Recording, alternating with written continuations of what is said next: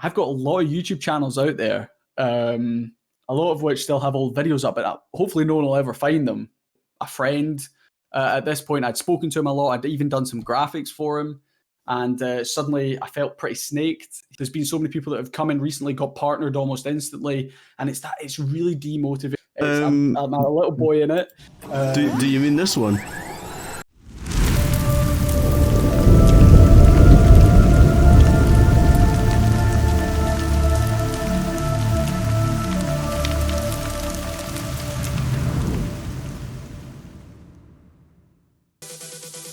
That's a good intro. I hope you're dancing because I'm about to change scenes. I can dance. I can dance. You dance for me. Yeah, I'll dance, no problem. There we go. Right. Hello everyone. Welcome. We've got some people in already. Today on the Mac Report Live. I don't know. We maybe need a different name. I'm not sure if I like that name, but we've got Clash with Style Alex in today, and we're going to be covering all sorts of stuff.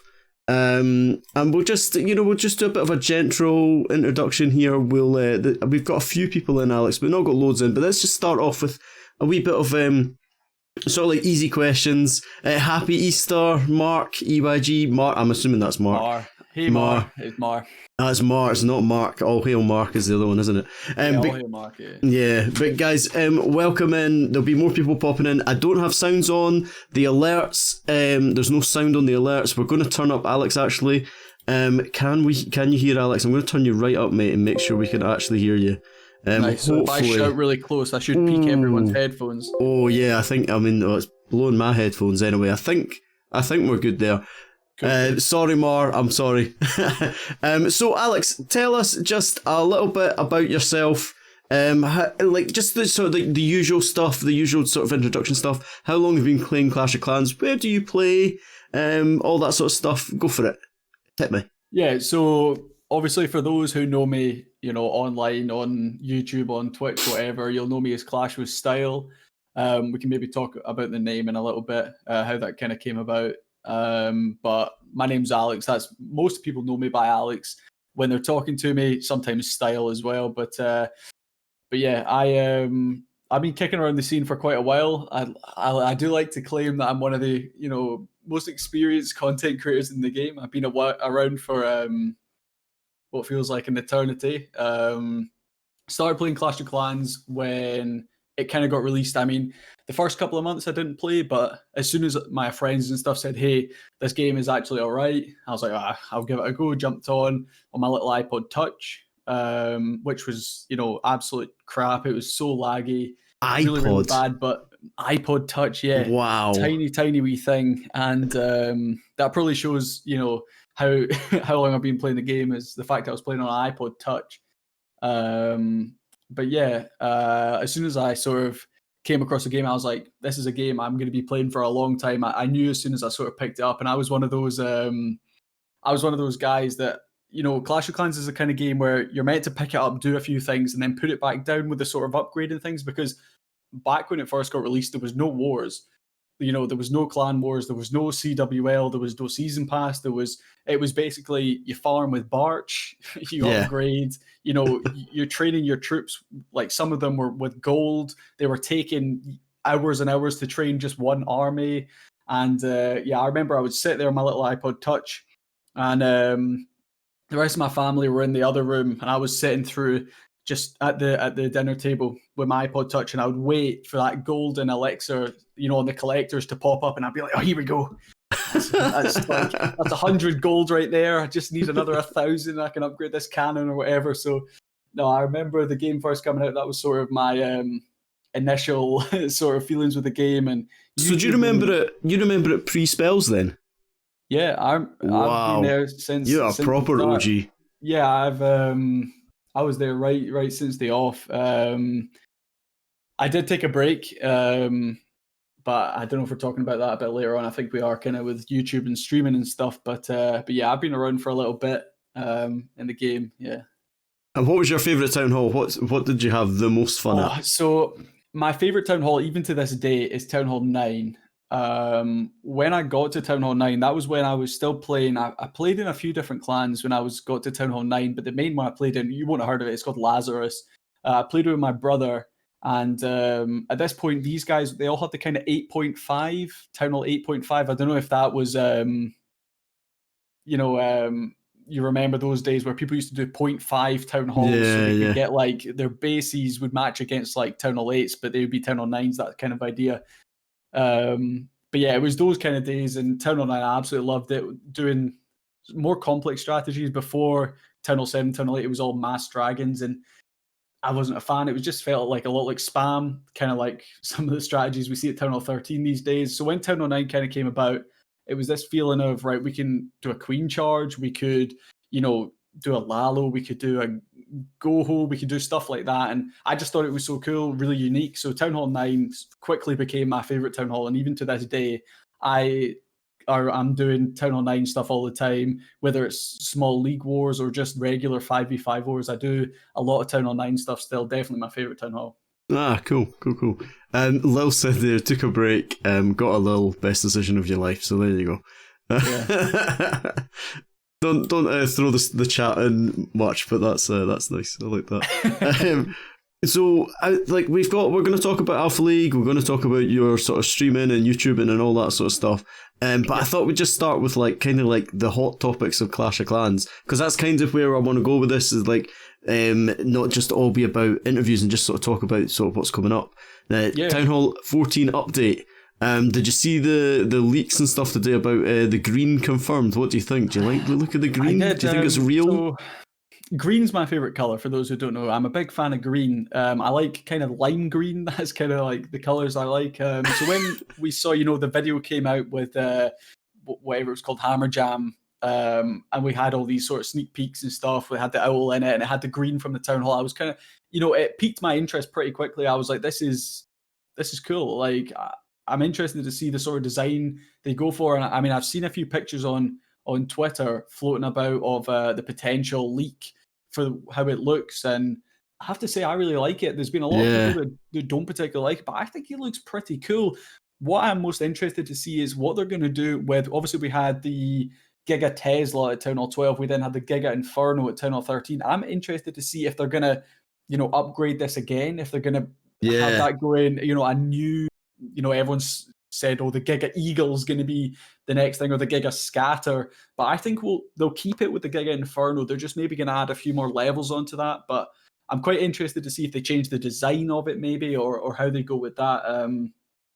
But yeah, I like the green, I have to say, and I like certainly the pictures I've seen. I think they look pretty cool. Yeah, I like the picture that's been leaked. I mean, the guy that leaks it tends to, his leaks tend to be good. Do you know what I mean? They tend to be pretty legit, and it looks. I think it looks like it's really nicely designed. I quite like it. So I have to say, I'm not a big fan of people like that leaking the things in the game, because for me it ruins a lot of the hype and the expectation. Because I was building up, a sort of mental image of what I was expecting to come, and it's all just. It's like reading a book. You can read it and you're imagining all these things, whereas then you see the film and you're like, this isn't what I was hoping for. And sometimes it can, exceed your expectations. Sometimes it can be less.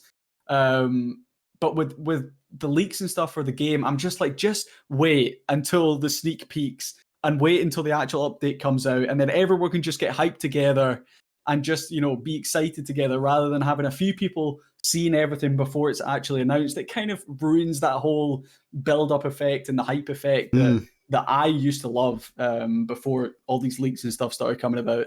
Yeah, I don't even know how he gets them, but ignore the leaks. Know. See, because so Faiz, it's an interesting thing, because also the sneak peeks are brilliant. I really like the sneak peeks. I like the way that they've done that. They used to be they told you nothing. I really like. See, I love that. I would just love it if they just did no sneak peeks. And to be honest, for a second in this update, that's what I thought they were going to do. I thought they were just going to completely ignore sneak peeks, and they were just going to throw the update, because we got that maintenance whenever it was a couple of days ago. I think it was to add the RC skin in, and everyone went, "Yo, is this Town Hall 14?" And I had a big panic, because obviously Alpha League and stuff, and I'm going, they can't. Surely they can't. But deep down, I was kind of like, this is going to be exciting. This is going to be cool. Yeah, it would be pretty awesome if they just sort of threw things in. Like, it would be interesting. The other thing they sort of leaked, I think, to just try and throw us all off, the new Clash games, 3 new games. What are you thinking about them? I think we kind of discussed them a little bit earlier on in the week. Yeah, I think all 3 of them look really cool, look really unique. I think a few people have been a little bit annoyed because they're like, oh, this is going to take away from Clash of Clans, from Clash Royale. Clash Royale, the scene right now is it's not very good. Yeah. But certainly Clash of Clans is in a good place right now, but I think people were a little bit worried that these games might take away. But if they watch the video, they would know that these games are going to be... they've got their own development teams. They've got everything on their own. So Clash of Clans will still be developing. They'll have new stuff coming. But I have to say, these games look absolutely epic. My favorite, for sure, has got to be Clash Heroes. I know me and you spoke about that. Yeah. I think that one's kind of got the most eyes on it because you said it. The graphics, they look really polished. It's looking really, really good right now. The other games are kind of quick games to come and go. That's sort of how I perceive them. But this, Clash Heroes, I feel like it's going to be similar-ish to Clash of Clans, that you've got to build up, you've got to slowly level up stuff, got to get better, get skins, get different weapons, and I have to say I'm really looking forward to it. I can see myself putting hours and hours into this game. I really like the co-op side of the Clash Heroes one. I rewatched the video a couple of times. The mini game, I'm telling you, Clash Mini though, that has got the most potential, I think, for esports. Yeah. And also, like, those miniatures, like, they started putting out pictures on Twitter. They are like...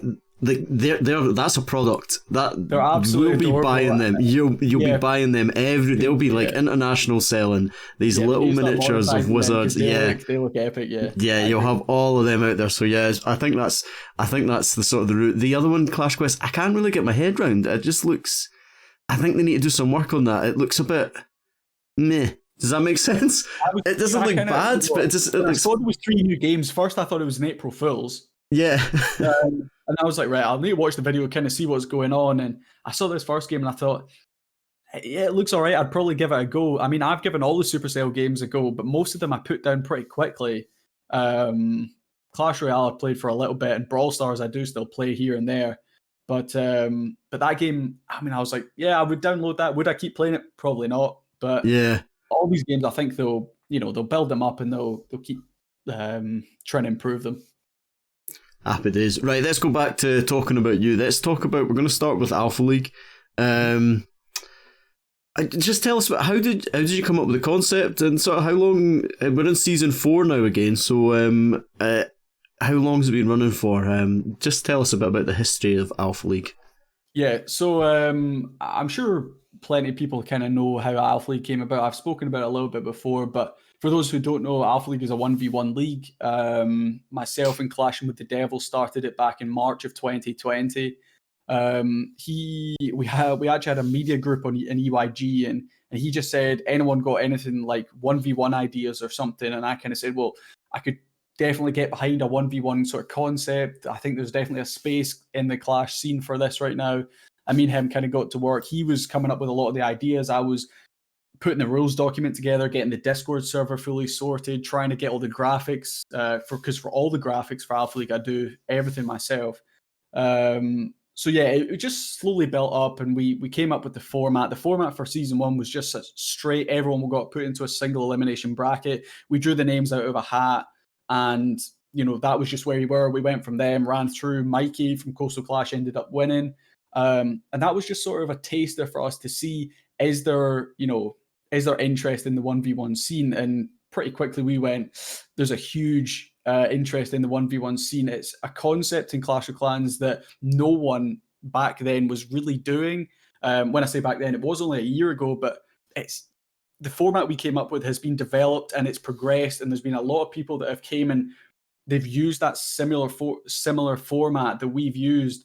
And yeah, I'm pretty excited to see what the future holds and stuff for Alpha League, but it's had quite a journey, even though it's only been about a year and a couple months. In terms of participants, the growth's been huge though. We went from you had 60, was it, in season 1? Yeah, 67 or something, I think it was, for season 1, yeah. And then it's about 10 times growth in terms of applicants. I think it was about 600 in season 4, so absolutely just over huge. 600. mind-blowing, honestly. I never Yeah. would have expected it to get to where it is. And one of the biggest things for me is the huge array of people we get participating. It's not just people I know, it's not people I'm just saying, oh, hey, come and compete in this 1v1 thing. People that maybe watch my streams, watch my YouTube. It's suddenly this thing has just expanded to catch so many people. So many people are playing in Alpha League from so many different places in the world, all these different time zones coming together. And I mean, you've got people that have never played competitive before to people who are playing in the, we had people that were playing in the world's warm-ups competing, and it's just so interesting for me to see, because people might think, oh, well, obviously these players that have not played leagues before, they're not going to be able to compete, but they do. And that's why we wanted to create this 1v1 sort of idea, because we felt the trophy pushing system in the game is a little bit flawed. We felt that it wasn't showing who the best player in the world is, because at that point it was all the Stephanie, Dr. Muchtaba, buying the leaderboard pretty much just to get their name out there. And we were not about that, me and Clashing with the Devil. We were like, this is ruining an aspect of the game that is really competitive. People get a lot of enjoyment out of this, and these guys are coming in, they're just kind of ruining it. So if we get a proper 1v1 league up and running, hopefully we can bring in all these big players, the people that are pushing on the leaderboards. And I think, well, one of the biggest things for me is we've had a lot of King's Rock players playing this season. And for me, that was a massive thing, because back when I started playing the game, King's Rock were there. They were on, they were some of the top clans in the game. And now we've got them competing in this league, which it's years, huge amount of years difference there. And a lot of these players still playing that I used to idolize when I was starting, when I was like 13, 14 years old. I was looking at these guys like, wow, look at them. They're up at the top of the leaderboards, and now they're playing in a league that I created. It's quite odd for me. But it's nice. I'm liking how Alpha League is sitting right now, and looking forward to sort of seeing how it develops. Well, the next question I've got here is future plans and goals. So, like, for Alpha League, where do you see it going next? Where do you want to take it next? What's Season 5 got in store? So I'm always one for ambitious goals. I like to set myself goals that are achievable, but they are really going to push me. And my biggest goal for Alpha League is to get Supercell to really get involved with it. I want Supercell to, similar to what they've kind of done with CWL, they've done with, they've started doing with Global Clash Cup a little bit. There's a few leagues where Supercell's came in and they've given them gems for some prizes. They've, promoted them on Twitter. They've got involved, and suddenly it goes from being just a few people in the community trying to push this to actually Supercell going, that deserves a bit of recognition. And that's, in my opinion, that's where I want to get Alpha League 2, is a level where Supercell are going to notice it, and they're going to help to, just push Alpha League a little bit more. I want us to get to that level where Supercell says this is ready to become something bigger. That's sort of my goal for it. In the short term, though, the qualifiers is something we're going to be focusing in on pretty heavily next season. I know there was a lot of disappointment. A lot of people saw my disappointment from the qualifiers this season, where we had people that triple didn't make it in, and obviously that's not ideal for us. But we didn't really have a workaround, considering Town Hall 14 was coming. There was there was a lot to improve on. We certainly know that. So next season we've already came up with the system, and I think it was UMAC that actually came up with the system of, we'll take the top 256 results. We'll then run a second week of qualifiers, which will give a much better idea of who these top 128 players actually are. So we shouldn't see a load of triples going out, kind of like we had this season. So yeah, it is that thing. It is that thing, though, isn't it? With any sort of competition, I mean, like one of my future questions, top tips, but I think that's probably some of it. Is I think if you're running a tournament or a competition or anything, is actually looking back on it and reflecting and saying, right, how can we make this better? How can we make this even better? And that was definitely, so I think in Season 3, I can't remember what it was Season 3, there was something that didn't quite work. I think it was the point system, I think. And then the discussion between the staff on what system would work. And actually, I think we've got a system that works quite quite fair now, but this time it's something else that's come along, but it's just about sort of reflecting on each time and working it out.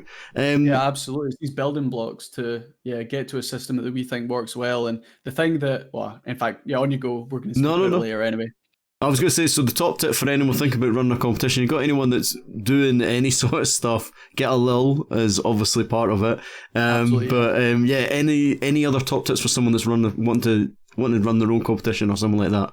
What would you say? So the most basic thing for me, before you, well, fair enough, come up with the concept or whatever, but the first thing you have to consider is getting a staffing team. And I know Crunk's in the chat right now, anyone else that runs a league, is involved in a league will know you have to have a solid staffing teams, like all these people to do their own little jobs, because I do a lot of work for Alpha League, but I would never be able to do everything that all the staff we have in Alpha League do. That would just be far too much. So my first thing would be and I mean, there's a lot of leagues, there's a lot of cups. Everyone thinks that they can run it themselves.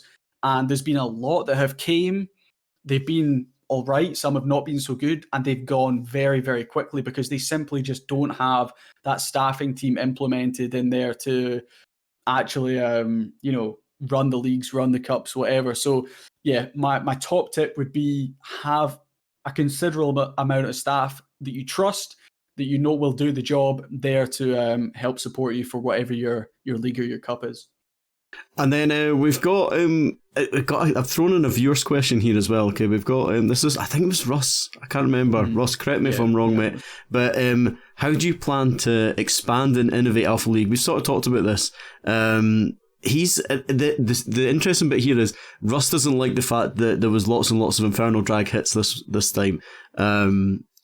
What do you think? I've got an opinion on that, but go for it. What do you think? I'm 100% behind Russ there. The workarounds for us was we didn't have any way to come up with a tiebreaker for a lot of our stuff. So for the knockouts, some of it did come down to time. Not the knockouts, sorry, the qualifiers. Some of it did come down to time, which I'm not a big fan. Like, I didn't get through because of time. Obviously, I got 3-star in defense, but then it did go down to time. And in my opinion, I 3-starred. I should get in. My attack was just as good as a spam Inferno Dragon hit, if not better. But we have to have something to have as that tiebreaker. Otherwise, we would have way more people competing than we have space for. So obviously next season, I spoke about it, the qualifiers are going to be changed. So time is not really going to be impacting that much. And what I'm really hoping for is Town Hall 14 is going to be hopefully more defensively strong. So offense right now, as we know, the meta it's not broken, but it's very offense heavy. We're seeing a lot of triples in nearly every war. And I mean, just look at the world's warm-ups. Alternate attacks, they nearly perfected every single one of their wars. The ones that they didn't, they had high 90% coming on through. And it's these top-tier teams, they are just abusing the system right now. Alternate attacks use way more spam attacks than I ever thought they would. I thought they were incredibly skilled, and they are, but they said, why do we need to try all these crazy strategies, maybe like Klaus or whatever we're doing, when they can just come out with spam Inferno Dragons, spamming some Super Wizards behind some Golems, and you're going to get a nice easy triple. And that's what they did, and that's what's working. But then it's the whole aspect of time coming in. And we realized pretty quickly in Alpha League, spam Inferno Dragons, not a guaranteed triple, but it's most of the time it's going to work, and it's quick. So everyone went, that's what we're going to do. We're going to spam Inferno Dragons. If we get in, we're going to get in because of how quick the time was. So that's definitely something we're going to be changing. Time's an awful factor to take into consideration, but it was the only factor we really could use as a tiebreaker there. Right, go on then. And my last one around about Alpha League. You're not the only 1v1 tournament. Lots of people do 1v1 stuff. But we need to talk about Undisputed. Now, DK's disappeared off the scene, which is a bit of a shame. And there was a whole lot of stuff that went on with that. I think he stopped because of mental health reasons and all that. But Undisputed sort of came out of nowhere and was a very, very, very similar concept to Alpha. Yeah. I know at the time I saw you talking about it on the stream. I know at the time your nose was a little bit out of joint. Tell us about it. Talk to us about it. Yeah. So Undisputed, it came around after myself and Devil. I think we'd ran 2 seasons, maybe, where we're just into our 3rd season, and it kind of came around, and straight away we went, hang on a minute, this is, the format is almost identical here to Alpha League. And obviously at this point, our whole thing was we're the only 1v1 league, we're the only 1v1 thing. We're really trying to use this as our go-to thing. And suddenly they've come in, and it really took me by surprise, because DK was meant to be, so I was one of the official streamers in Brian Fan Club. He was also one of the official streamers in Brian Fan Club. He was part of UIG. I was part of UIG. In all sense, he was someone I would have considered, a friend. At this point, I'd spoken to him a lot. I'd even done some graphics for him, and suddenly I felt pretty snaked. He came in, and suddenly there was a format. And I'm not saying that no one else can do this format. Of course they can. Loads of people run the format now, but at that point, it was a big shock to me. I felt pretty ripped off. There was no credit. Everyone, like, a lot of people saw Undisputed and went, "Whoa, this is an incredible format. Like, how have you came up with this?" And I just felt, I was pretty annoyed, because I was like, well, I've put in all the groundwork, and he's just came along and he's managed to DM and pull in a few big players, and suddenly he was getting all the credit, and it really aggravated me. But now I'm looking back at it, I'm proud of myself, because we came up with the format, and that format will work. If I can get big players in, I can make this work. And he used our format, and it did work. And it just showed that, like, what we had created was a really good thing, and people are still, taking that format and running with it. But the biggest thing for me was, and I spoke about staffing earlier, if obviously a lot of people in the chat might not even know what Undisputed is if you're only new into the scene, because they only ran 1 season. Yeah. And the thing straight away for me there is they didn't have the staffing power. They didn't have, the team that we had in Alpha League to be able to run this for multiple seasons. It was a good event, and it was pretty well done. But yeah, in the long run, I think DK running Undisputed inevitably helped to boost Alpha League. I think it gave 1v1 a lot more exposure, because he managed to get Carbon Finn involved.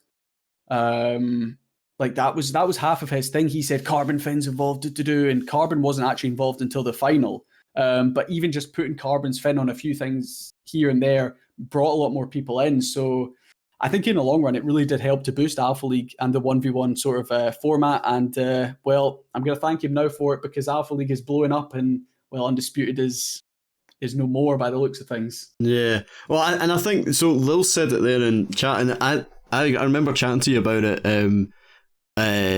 back, I think it was sort of right at the end of season 2 it happened, and it's like, look, this is a format that this is a big compliment. This format is it works, and so people are complimenting. It's that sort of thing of, like, imitation the best sort of form of flattery, and yeah, really cool. But there we go. I know that was one of the ones that your questions was in. We've got to talk about it, and why not? Let's make it it's not controversial. It's just one of these things. But yeah, I'm happy to talk about it. So the next side of things I want to talk about was sort of streaming and YouTube and all that sort of stuff. So how did all that sort of stuff come about? Did you always want to be a YouTuber and a streamer, or did you just sort of fall into it? How did you get to that bit? What came first? Go for it. Yeah, so I started the game first, and I played for a little bit. I know my first video was December 2013 on my YouTube channel. At that point, my channel was called Clan Deviltooth. That's what it was, or Clan Dragontooth. Sorry. Dragontooth is what it was called, and that was my clan name. The clan I was in was Dragontooth, and I was like, I'll make some videos, showing some of the attacks in the clan or whatever. So that's kind of what I was doing. I think one of my first videos was called, like, my friend Joe doing a giant healer walk or something. Like that's what it was, and it was me with my iPod Touch. I had a camera. I was holding like it was like an old cam thing, holding it above my iPod Touch with one hand, using my finger on the screen for the other one, with my little squeaky voice, like "Hi, it's just Alex here," talking through everything. But YouTube was always something that really interested me, and I was one of these people that I've got a lot of YouTube channels out there, a lot of which still have old videos up, but hopefully no one will ever find them. I've done a bit of everything when I was younger. I did, I was like, oh, top 10, that's a big thing. We could do top 10, best rugby passes, me and my brother passing or whatever. I've got a Pokemon channel out there. It's got something like 50 subscribers or something. So did a little bit of Pokemon. I've got a design channel, which actually I started that a lot later on. That's got about 500 subs or something. It's actually not too bad, but YouTube's always something I've been incredibly interested in. It's changed a lot over the years, but when I first did it, it was never to become a YouTuber. It's just because I kind of wanted to show other people. I know Lil doesn't even know this, but I've got a YouTube channel. I'll keep it on the down low. I don't want anyone to see these videos, but yeah, some of them are, not good videos, but YouTube's changed a lot over the years, but it was always for me something because I just wanted to show what I was doing to other people, and I just wanted them, if anything, to just get a little bit of an enjoyment out of, watching me be terrible at the game, and I don't know, just sort of see what I was doing, and I guess that's kind of why I started YouTube more than anything else. It was never for me to aspire to become a YouTuber, and I would still not even say I am a YouTuber or I am a streamer. I just do it as a bit of fun. If anything, just When did the streaming come about then? Yeah, so me and my brother actually, we did joint streams. I think I want to say it was maybe like 2015, something like that. And we both kind of went. There's a big sort of audience on Twitch right now for Clash of Clans, and there's not many people streaming it because at this point it was like if you were a streamer, you did base reviews. That's just what you did. There was no esports scene. Yeah, my brother at this point, he was developing his own app. He made his own game. He was doing a lot of development stuff, and he said, "Oh, I'm going to develop something where people can come onto the stream, they can type in a command, and they're going to get a form that will give them a way to sign up their base to be reviewed."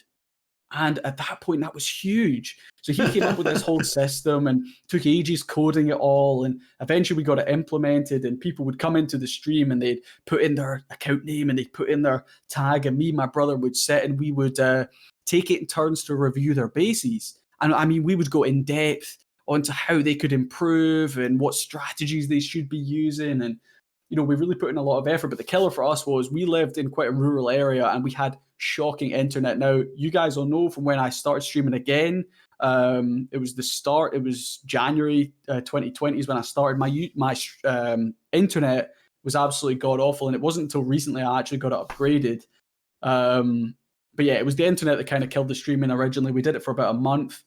Again, I think that Twitch channel is actually still kicking about, but I don't think there's any videos on it anymore, or certainly the old videos. I think they got deleted. But yeah, that's kind of how I started. I still have crappy internet. No, my internet's improved now, I like to think.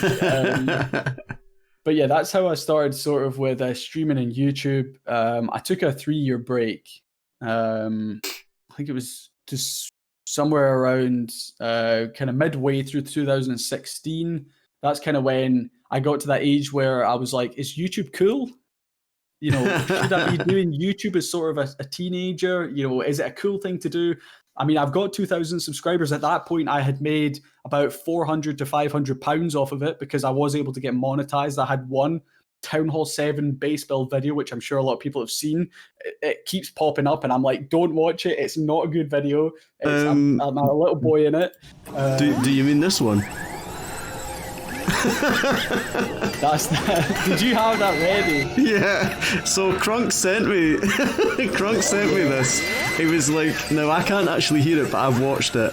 Crunk has sent me this. Mate, so I deliberately didn't tell you about this. He was like, Alex has made this video. Now, this, well, mate, you can't see it, but I'm in this video. I will be. Your voice is hilarious on this. Don't get me wrong. This is amazing. It's incredible. But this has almost 500,000 views. This is incredible. When did it take off? Did it take off immediately, or did it grow over time? So looking at the stats, when I first uploaded it, it got about, when I was uploading at that point, I would get about between 50 and 100 views in every video, and this one got a lot of views quite quickly, and I was like, oh, this is going to gain a lot of traction.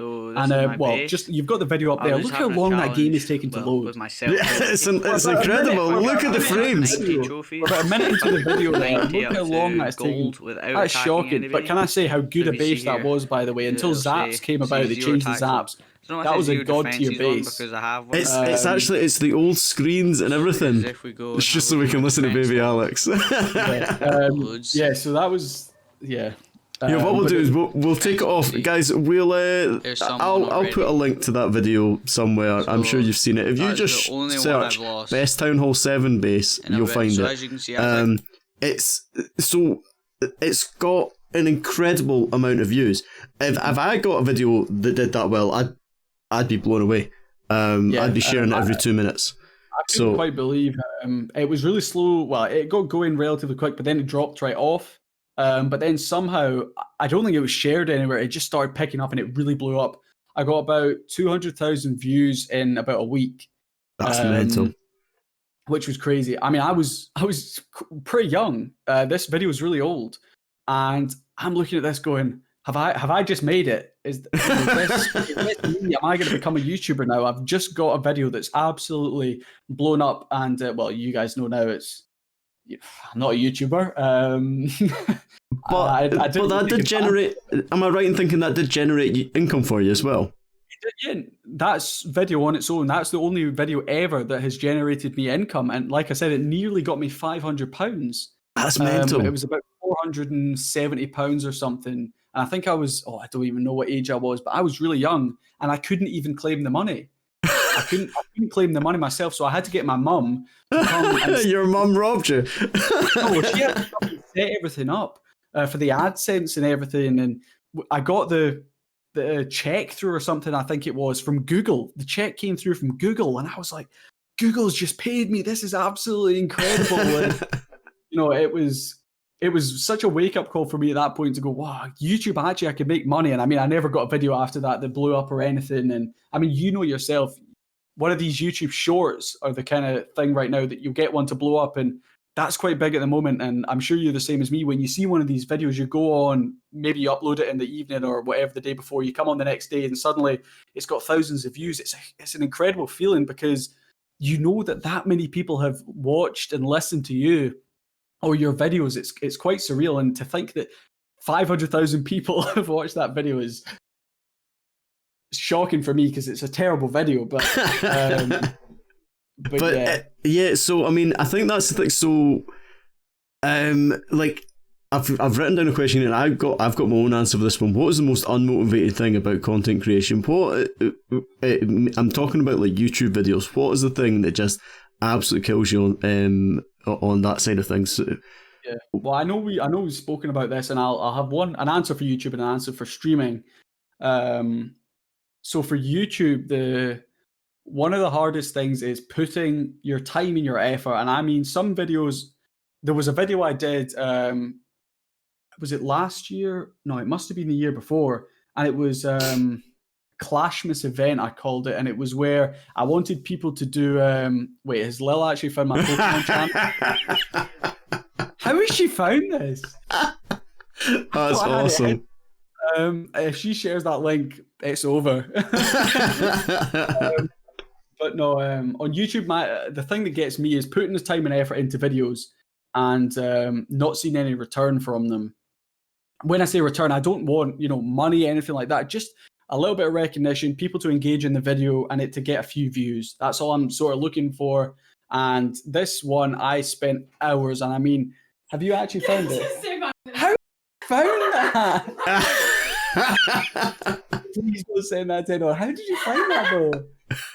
Right, if Lil found it, then anyone can. That's all. Look at red arm. Oh man, yeah. So I made this video and it was me doing an attack on Clash of Clans with my nose, and I wanted to try and get more content creators doing it, sort of mixing it up, just trying to do something a bit different, and no one else did it. And I had put a prize up for it and everything, and no one did it. The video absolutely bombed, and I had put, I mean, days, if even like a week or whatever, was work into this. The editing took me so long. I had different camera angles. I had to link up the sound with the videos, and I had to do this and that. And it took me so long to set up, and it absolutely flopped. And it's stuff like that that's a killer as a content creator, because you put in so much effort, you really think about an idea you think is going to work, and then for it to just flop so incredibly hard was a killer for me. It really demotivated me at that point. And I think after that, I stopped uploading for quite a while, actually, because I was just so demotivated. I had nothing after that video to say, like, put a bit of effort in, just try and keep going. It was just difficult. On the streaming side of things, I know we've spoken about this a little bit before, but it's so I've been streaming for quite a while now. And my channel, I wouldn't say it's gotten anywhere. That's because I know I'm inconsistent. But there's some other people that have came onto the scene. A lot have came onto the scene really recently. And I wouldn't say they're better at commentating than me. They're better at engaging with the chat than me. There's a lot of people that are just watchable. I like to think I'm watchable. People could just chill in my stream, whatever. Yet somehow their streams will blow up. There's been so many people that have come in recently, got partnered almost instantly. And it's really demotivating for me to see these people coming in straight away. They're getting, interaction on their streams. They're getting, I mean, when I started, I know you were the same. Struggling to get like over 5 to 10 viewers. For me, crossing that 10 viewer mark was a really big step. And that took me probably like a good few months to cross that mark. And there's some people that are coming in and they're getting over 100 views in their first couple of streams. And I'm just, what are they doing differently to what I did? Well, the answer is nothing. We did exactly the same things, just they got lucky. That's all I can, that's all I can think from that. And that is really demotivating. And that's why I'm probably streaming a lot less now than I was before, because somewhere in the back of my mind, I'm going, is there even any point in this? I'm enjoying it, but if no one's in my stream, I have no one to talk to. Suddenly the streams are getting quieter. It's sort of dying out. And I know you said the same. If you had a stream with one person in there, but that one person was talking in the chat, you would be happy because there's someone to keep the chat flowing over. But it's these streams where it's completely dead. You're really struggling to just keep motivated, and it's the times maybe in between attacks or something. But yeah, that's what I find motivating. I think you're kind of in the same boat.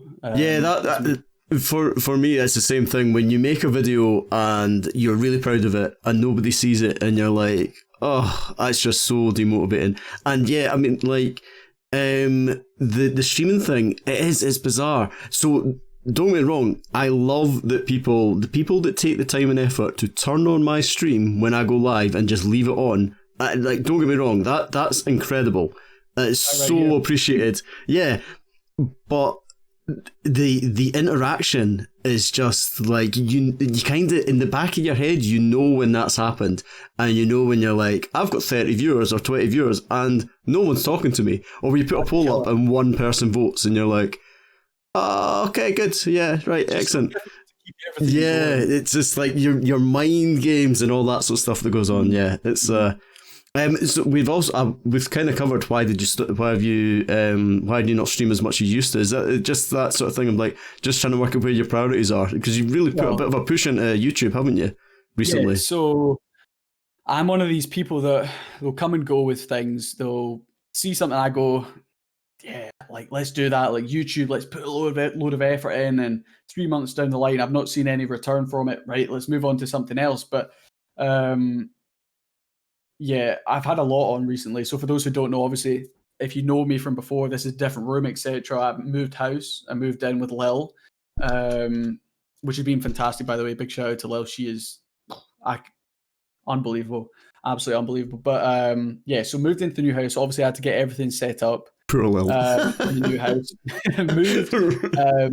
So I'm a postman as well, for those who don't know. So I moved actually delivery office. So I was really used to doing all the rounds and stuff in the old office, moved to a new one, new areas, new people, new houses, whatever. So learning that, it was a bit different as well for me. Alpha League, the time commitment to that is absolutely mind-boggling. And then on top of that, potentially streaming on YouTube. So streaming on YouTube for me has always been the last thing I would do. Real life stuff for me always comes first and always takes, priority more than anything else. So that's probably why my streams have taken a bit of a dip. I do want at some point to try and get into a strict streaming schedule. With Clash, it's difficult because you have to have wars on at those kind of times, but I do want to try and get into a bit more of a streaming routine. But motivation, I'm one for being terribly demotivated all the time. Just need to try and be like, I am going to stream, and this is when I'm going to stream, and I'm going to find a war to cover. And it's just that, getting up and doing it sort of attitude I need to get myself back into, because I had that last year, kind of, lost it a little bit this year. Yeah, cool, man. That's good. So advice for someone starting out, I suppose just don't either pick or choose one of them. If someone wants to get into content creation, what would wise old man Alex say? Wise old man Alex. So Pfizer's the one that constantly says it, and I know he just said it in the chat actually. Consistency. That's what it is. And you have to be consistent. And I'm probably one of the most inconsistent people with everything I do. I'll put in a load of effort and then I'll fall away from it a little bit. I think the only thing I've been totally consistent with in the Clash of Clans scene has been Alpha League. Since we got it going through till now, that's something I've put, hours and hours of work into every single week. Even when we're not in Alpha League, I'm putting the work in to try and get people involved, trying to get sponsors, getting better graphics.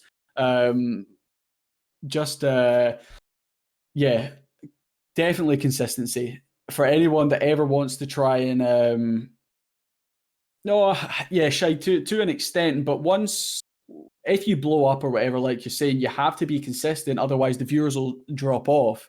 Like I remember back in YouTube, I had a spell where I did Clash Royale for quite a while, and I was getting about 500 views per video in per week or something like that, and it was doing really well. It was blowing up, and then I stopped uploading for 3 weeks, came back, and the videos struggled to get over 20 views, and it's suddenly that little bit of a gap. People, they don't forget about you, but they go out the back of your mind because there's so many people in the scene. There's always someone they can just go, oh, I'm just going to tune into them rather than them because they're not streaming anymore. Do you know what I mean? It's that sort of Crunk's given another interesting example there. Consistency is something in the Clash of Clans streaming scene, and I know me and you have spoken about that.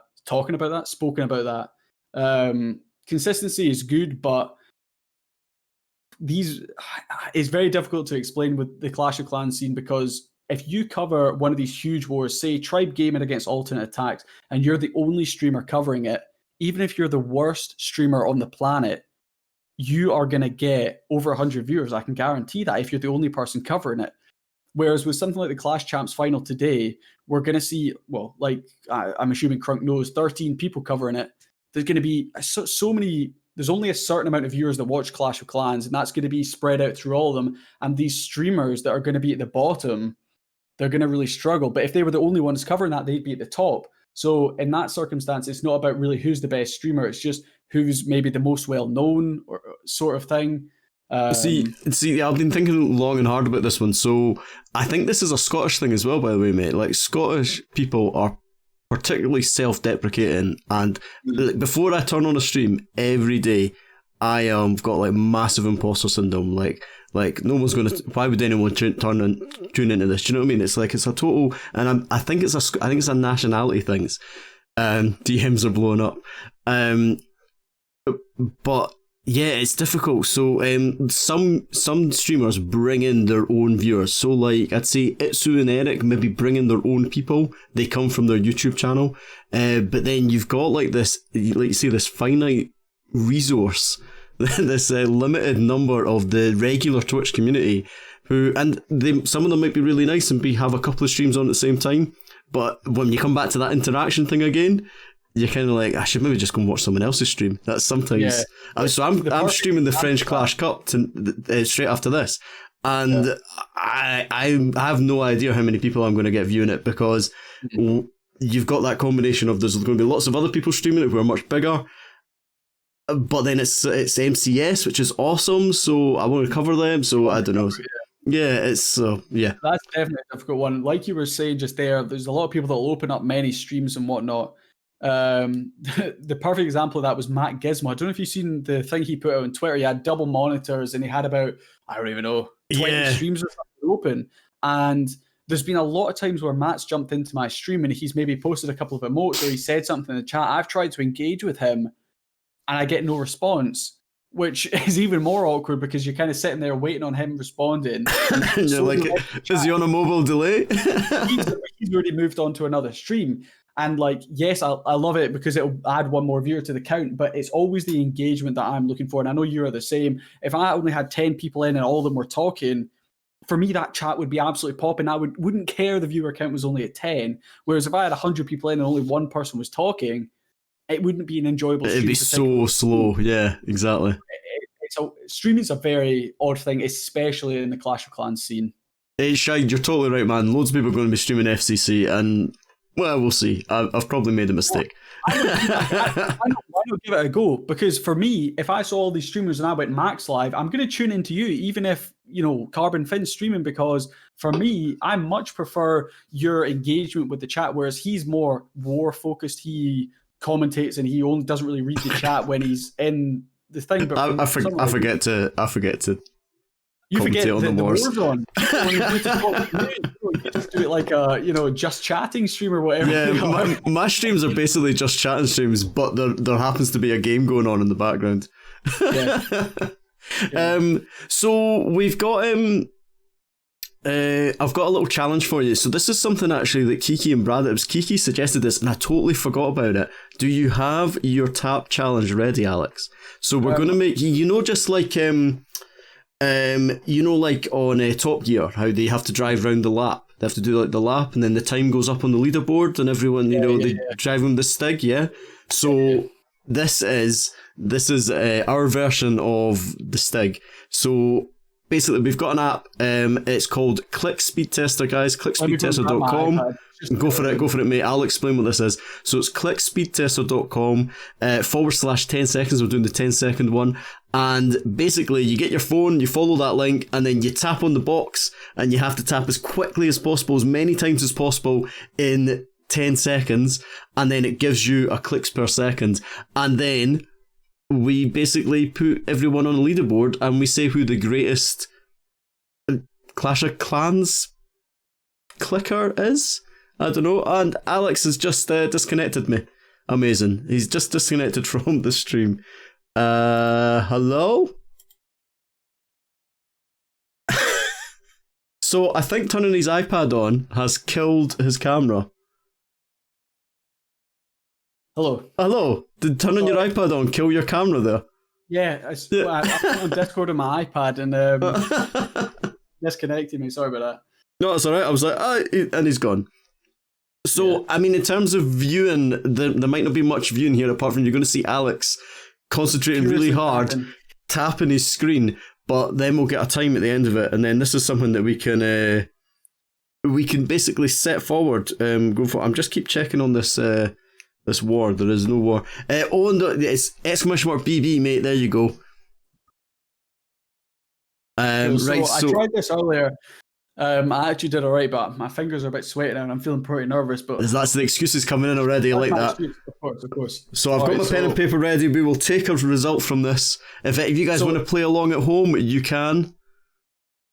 Alright. I'll be ready. Some furious clicking about. Go.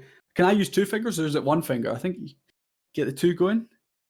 I don't know. Go for it. Try it. I can listen. Right. You got your own technique.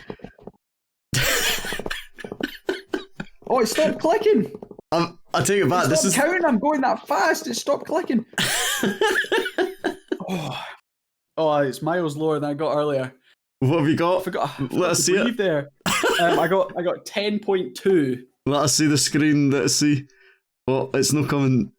Wait, can you? There you go. Yeah. It's adjusted. 10.2 clicks per second. To be fair, I think when I tapped this, I got like 7 something. So, I kind of wasn't really paying attention. I managed to get up to 12 earlier, but I think it actually lagged a lot there in the middle. It just stopped counting. So, just coming up with an excuse there. But 10.2 is what I managed.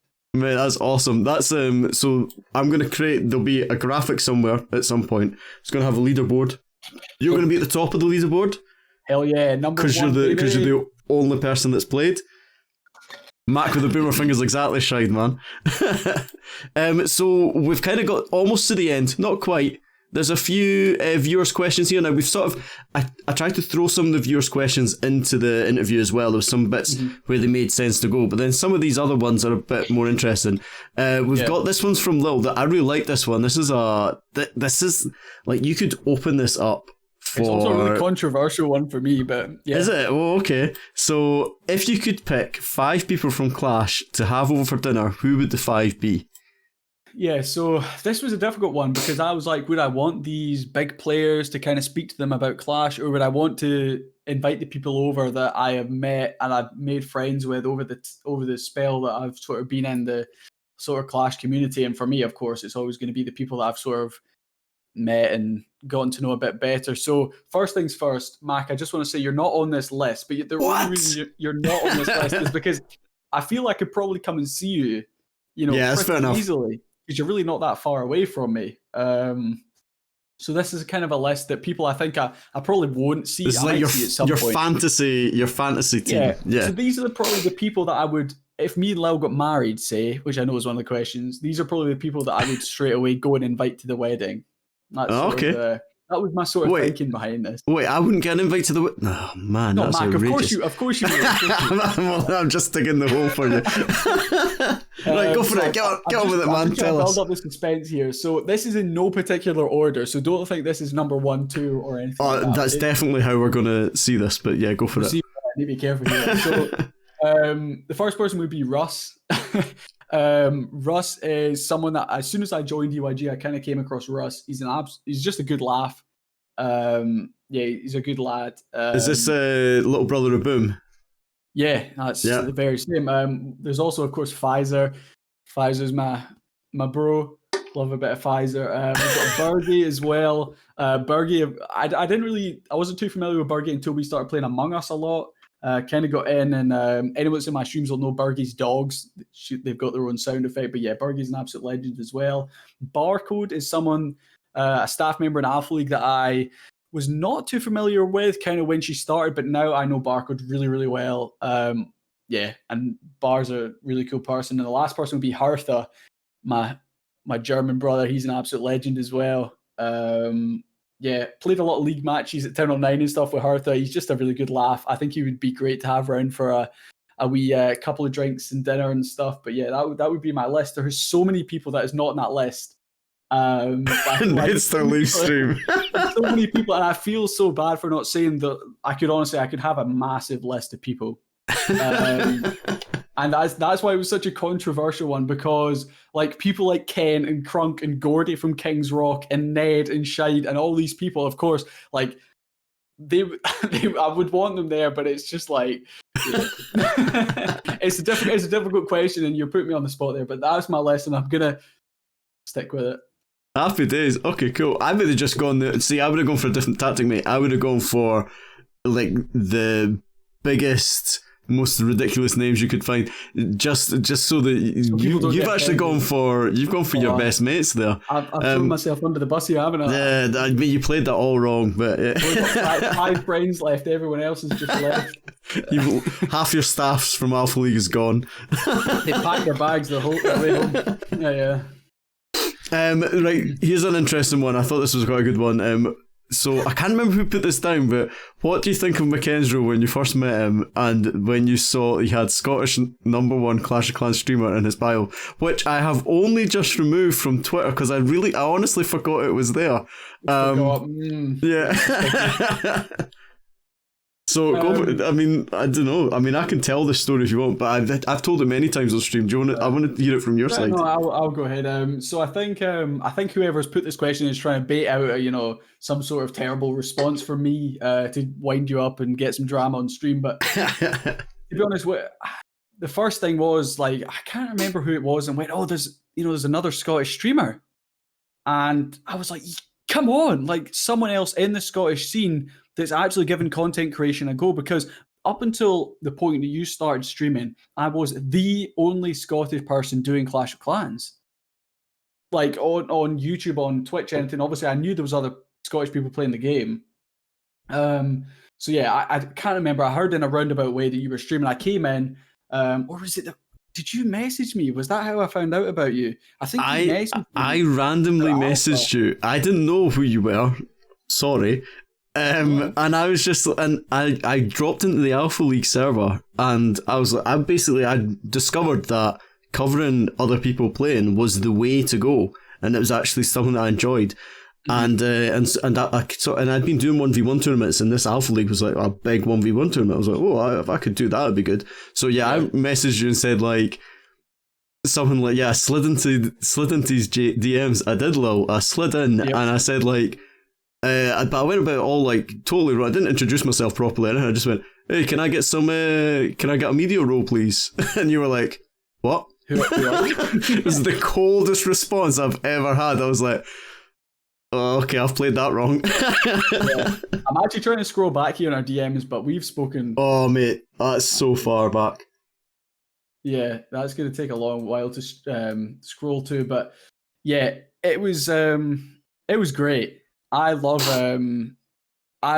seeing new content creators coming in. The fact that it was a fellow Scotsman, I was like, come on, like I've got to back this guy. So obviously you said like that it was Alpha League. That's kind of what made you message me, because I was like the owner and founder or whatever. So you messaged me, and I was kind of like, yeah, like we're happy to get more people involved, but you know, who are you? Yeah. Like, are you actually streaming? I've not really seen you doing too much. And you're like, yeah, I'm new onto the scene, trying to give it a go. Like, tune into one of these streams or whatever, and you can kind of see what I'm about. And I'm like, no bother. Came in, and I was like, yeah, I'm giving this guy a go. Like, he's a good lad. Like, he's got a good patter. He's going to be a fun one, I think. And patter is such a Scottish word. It's brilliant. Yeah. So yeah, obviously got you involved. Alpha League was one of the first things I think you streamed.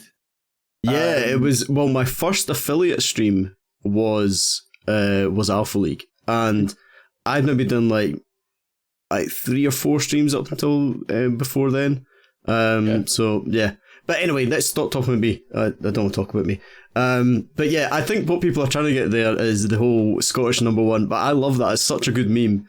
The old Scottish #1 Scottish sort of streamer and all that sort of stuff. I genuinely didn't think there was anything else. Tune in next week for True Answers with Lil. Oh, Lil, you coming on? I can't remember who asked me this one, but did the bald spot on your beard ever start growing again after you waxed it? This is your horrendous. I have shapes, so you can't really see it, but there's a little hole here. Now, this wasn't where I actually waxed. This is just a bald spot in my beard that for some reason doesn't grow. I don't know why, but just I don't get any hairs here. But it was here on my mustache that Lil waxed, and it doesn't grow at the same rate as the rest of my mustache. So from about here all the way through here, it grows, you know, at the same rate, but this bit grows a lot slower. So it always grows incredibly unevenly, and it's very irritating. Lil's just said, why don't you just go ahead and wax the whole thing so it grows at the same rate? But never again. Lil came in and she pulled it off, and suddenly blood going everywhere, man. That was one of my favourite streams ever, and that's what sets you and me apart, because there's no way I'd ever do that sort of nonsense. Yeah. And you had it in there as a channel points redemption. What? I can't even. Lil redeemed it. I don't know what you did to annoy her. 100,000 channel points to redeem, and yeah. It was incredible. It was the most overhyped and built up thing I've ever seen. It was like a week's build up. There was stuff happening, and it must have lasted about 20 seconds, and then you had to run off because you were bleeding everywhere, and we're like, I'm going to get banned off Twitch. I was going to get banned off Twitch for showing all this gore and stuff on the stream. I made that graphic, I don't know if you remember, but I made that graphic, and it was me, and it was like a joke that it had been waxed, and there was a big tear on my face. I had photoshopped it so it looked like my skin had come off. Yeah. And that actually ended up being a bit of a reality that she pulled half the skin off on my face. And everyone was like, yo, you've just like predicted what's going to happen with this graphic. And it was looking back, it was absolutely hilarious because, like you said, the build up for it was sensational. It was we had like huge. a week or so, had all these graphics going, all the everyone tags, hyping everyone up, and then suddenly we did about 10 minutes worth of it. Stream one wax thing, and sorry guys, we're gonna have to call it a day. We're gonna have to end the stream raiding to someone else. It was so good, man. Yeah, it was good. And then the last one, I proper put these in the wrong order because this one's it feels like quite a serious one right at the end. But what made you choose Clash of Clans as a streaming focus? For me, this is quite an easy question, but I think it's probably a similar answer that all Clash of Clans streamers will give you. But go for it. Tell us why. I don't know if you want to thank Sned for that sub there. Oh, what just popped up? Sned subbing. Oh, Grumpy Sned, thank you, man. Cheers very much. It's because there's no sound. I totally miss these things. Mate, thank you so much. Yeah, so Clash of Clans was the game that I picked because really it was the only game that I played. I play a few other games. There was games that I played, but none of them I felt were very compelling to stream. I didn't think many of them would get too many viewers, but this was something I thought of myself as a bit of a Clash of Clans expert. I played it for so long. I thought I knew everything, and I thought, people will watch this. So, yeah, I guess that's why Clash of Clans was the thing I decided to stream, just because I, in my young age, in my youth, I thought I was an expert, and I still am, really. I like to think of myself as a top tier, top level pro gamer. People might try to tell you differently, but I 3-starred in Alpha League, so... Yep, that's true, I didn't. And what's more, man, you 3-starred on stream, which people don't understand the pressure until they've done that. It's I don't know if I've seen the video. I know Shide was there the day where I'd done a full week of godly CWL hits. My last one, I was like, you know what? I'm going to stream this. Yeah. The top of CWL, I had two accounts, my Town Hall 12, which was in one clan, my Town Hall 13, which was in another, and I said, I am going to be, all I need to do here is get a 2-star, and I'm going to be top of these leaderboards. Town Hall 12 comes in first. Right, I'm going to go for a safe hybrid. This Queen's going to walk to the Town Hall, no issues. Queen starts to walk, I'm like, I'll just throw a couple of wall breakers. I don't really need them. They're going to be spare. Throw them. I'm going, it's fine. They'll walk around, they'll recover. 99% 1-star. All right. Not the outcome I wanted, but don't worry. I've got another account that I can use to recover. I'll 3-star on the other account. Will that be absolutely golden? Again, coming in with a hybrid, coming in here. My Queen's dead. Those damn super beams or whatever they were. Came out the CC. Queen's gone. She's out of there. Right. So I need to try and salvage at least a 1-star here. Throwing in. All right. I've managed to get 50%. Town Hall didn't go down at 2-1, so I was back to back. I just left. Got up, walked out the room. Stream sat for about 10 minutes. I'm sitting just off camera, absolutely raging. Microphone muted. I'm punching the bed. I'm absolutely crazy. I'm so glad I didn't do that on stream. But yeah, that was that's why I never like to attack on stream anymore. But it was a big deal for me, 3-starring on stream for Alpha League. That you probably saw my reaction. It was a big moment for me. Yeah, it was brilliant. It was incredible. Mate, we're gonna have to end it there. I've actually changed the stream title and everything. The FCC final is coming up right now. The battle day is just started, so we're gonna jump into that. Everyone, please hang around for that. But Alex, thank you so much for coming on. This was a different one because I know you so well. We've chatted about all this sort of stuff before, but it was really interesting. I got to learn some new stuff that I didn't know about you, like Pokemon, the old Pokemon channel. That's very interesting. And we'll be looking forward to that tweet coming from Lil at some point, I'm sure. She just needs to get a hold of your phone that's all anyway, that's beside the point. But mate, thank you so much for coming on. I'm hoping to get you back on soon, and we actually just talk more about like the world of Clash of Clans, and we just do like proper podcasts and sort of stuff. That'd be amazing. But mate, thank you so much, man. Stuff like this. Absolutely love it. It was a pleasure to come on, Mac. Always a laugh talking to you. I'm glad. Hopefully, you guys in the chat learned a little bit more about me. I know I'm pretty open. I've spoken about all this stuff before, but yeah, absolute pleasure. Thank you, Mac, and I hope you have a great stream. Hopefully, you get plenty of viewers for this war. And the chat keeps flowing. Happy days. Shide, you're welcome on anytime, man. Just need to set you up a face cam. That's what we need to sort out, eh? Right, happy days. Alex, I'm going to stay live, so I'm just going to hang up on you, man. I'm sorry. No problem. It's brutal. But catch you later, man. Bye.